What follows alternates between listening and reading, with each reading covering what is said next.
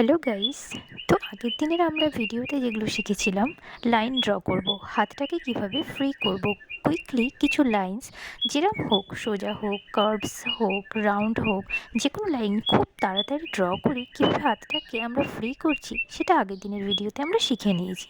তো সেই জিনিসটাকে, সেই টেকনিকটাকে কাজে লাগিয়ে আজকে আমরা কিছু জিনিস ড্র করব। সেটা কি? সেই স্ট্রেট লাইন খুব কুইক ড্র করে আজ আমরা এমন একটা পার্সপেক্টিভ ড্রয়িং করব যেটা খুবই ইজি। চলো শুরু করি। এইভাবে ছোট থেকে বড়োর দিকে লাইনগুলো খুব কুইকভাবে টানতে হবে।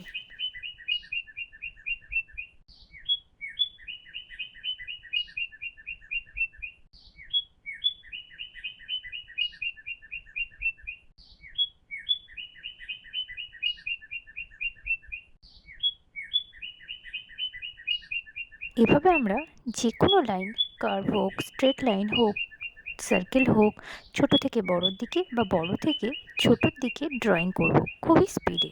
তাহলে কি হচ্ছে, এভাবে আমরা ছোট শেপও ড্রয়িং করতে পারছি, আবার বড় শেপও ড্রয়িং করতে পারছি ইজিভাবে।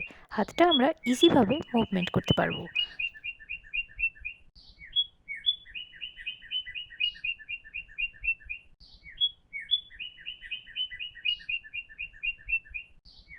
এবার আমরা শিখে নেব যে কোনো পেন্সিল দিয়েই, মানে একটা মাত্র পেন্সিল ব্যবহার করেই সেই পেন্সিলটা দিয়ে কিভাবে ডার্ক টোনও দিচ্ছি, মিডিয়াম টোনও দিচ্ছি, আর লাইট টোনও দিচ্ছি। তো দেখা যাক।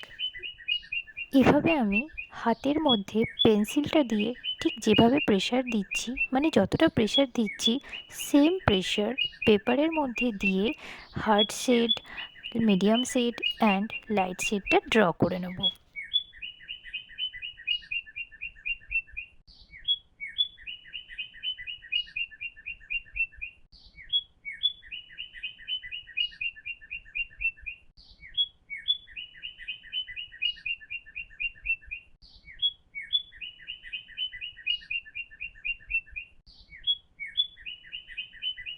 এবার আমরা ডার্ক থেকে লাইট অ্যান্ড মিডিয়াম শেড একেবারে ড্রয়িং করব।